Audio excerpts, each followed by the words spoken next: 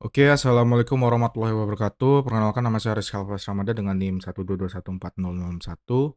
Saya dari Prodi Teknik Informatika dan mata kuliah Komputasi Awan RC. Kelasnya kelas RC. Oke, pada video kali ini saya akan menjelaskan bagaimana cara mengambil data dari BigQuery. BigQuery-nya menggunakan Google Cloud dan membuatnya menjadi data frame dan memvisualisasikan data yang sudah didapat. Oke, yang pertama mungkin akan eh, menjelaskan dulu apa itu Google Cloud BigQuery. Nah, Google Cloud BigQuery itu adalah layanan data warehouse terkelola yang dirancang untuk melakukan analisis data besar secara cepat menggunakan SQL. BigQuery memungkinkan pengguna untuk menyimpan dan menganalisis petabyte data tanpa perlu mengelola infrastruktur fisik atau sistem manajemen basis data secara manual. Jadi kayak eh, udah dibuat gitu. Jadi kita nggak usah mengelolanya secara manual, jadi kita tinggal pakai aja data yang udah dibuat di Google Cloud BigQuery. Nah, mungkin ini adalah beberapa kode implementasinya yang akan saya jelaskan. Yang pertama itu saya menggunakan eh, Google Cloud BigQuery. Oke, yang ini kalian harus login dulu ke Google Cloud-nya, terus membuat project yang ada di Google Cloud-nya.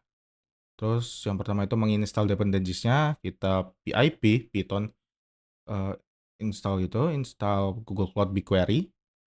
Nah, setelah selesai, kita akan menuju ke, mengotentikasikan, Google Colab ini dengan, akun Google Colab dengan cara autentikasi user-nya. Karena kita harus login dulu ke sini agar bisa mendapatkan big datanya, BigQuery-nya yang untuk dikelola nanti. Terus dari Google Cloud itu import BigQuery, terus mengimpor Panda dengan alias PD. Terus, nah, setelah itu kita akan memasukkan project ID-nya. Nah, project ID ini dapat dari mana? Ketika membuat project baru, project itu akan membuat sudah auto gitu. Sudah auto membuat project ID dan project number. Nah, yang kita gunakan itu project ID-nya, tinggal disalin, terus kita masukkan ke sini. Nah, kita apa namanya? Kita definisi lagi BigQuery ini sebagai client. Terus, nah ini ada pengambilan data Rubella menjadi data frame-nya. Ini query yang untuk mengambil datanya, di mana kita men-select atau mengambil cdc underscore reports API per week sebagai cdc reports API per week. Ini pengaliasan ya. Ini juga sama. Nah, ini itu total case-nya di jumlah. Nah, dengan alias cdc reports total case. Nah, dari tabelnya itu tuker data cdc project co reports yang dia aliaskan cdc reports cdc underscore reports yang di mana cdc-nya itu kita mengambil rubella, kasusnya itu rubella, dan kita mengambilnya itu di tahun 1970 atau 1971. Jadi kedua ini kita mengambilnya. Terus kita juga mengambilnya itu di mana state-nya itu Indiana dan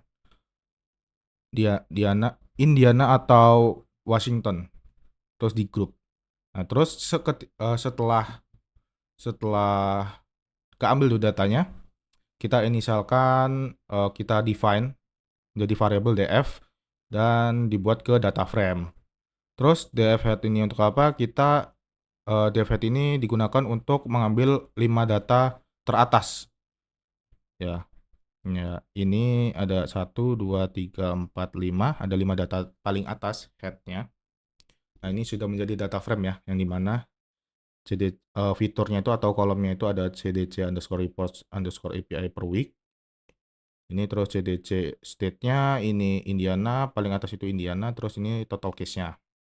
Nah, yang kedua, setelah itu kita akan melakukan pemisahan data per negara agar mudah untuk menganalisisnya. Yang pertama itu dibedakan menjadi di Washington dan Indiana dengan state-nya itu Indiana dan WA dengan mensortingnya sesuai dengan week-nya. Terus ini ada API week Indiana, terus API week Washington, terus Rubella in Indiana value, terus ada Rubel Washington value. Di mana itu tuh total case-nya, terus ini minggunya. Nah, terus ini real time ya untuk membuat apa namanya? Menyesuaikan waktunya.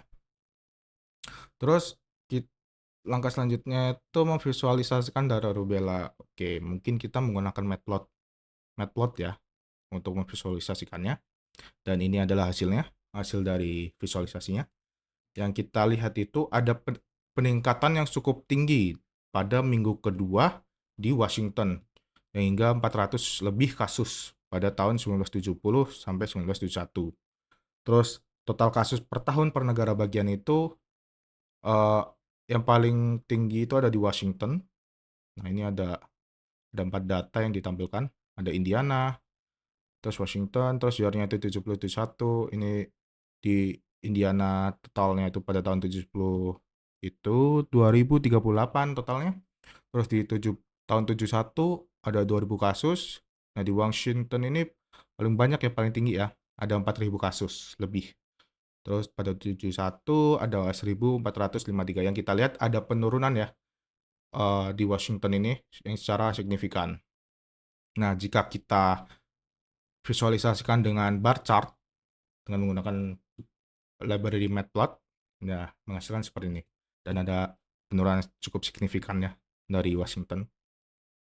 Terus nih penurunan kasus rubella dengan vaksinasi. Jadi penurunan kasus rubella ini dapat dicapai dengan adanya vaksinasi yang dapat menurunkan hingga 9% untuk Indiana, dan penurunan yang sangat signifikan dari Washington hingga minus 70%.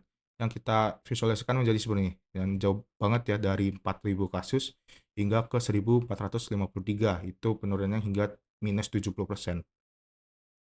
Terus ini distribusi per minggunya. Ya sama seperti ini. Seperti yang distribusi ini. Hingga pada minggu 20 itu kasusnya tuh banyak banget ya. Terus penurun hingga 40, minggu 60, minggu 80 ada lonjakan, terus menurun lagi, terus ya stabil. Mungkin itu aja untuk penjelasan bagaimana cara uh, menggunakan BigQuery yang menjadi data frame dari Google Cloud.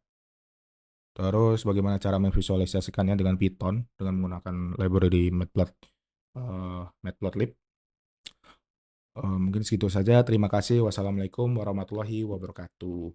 Terima kasih.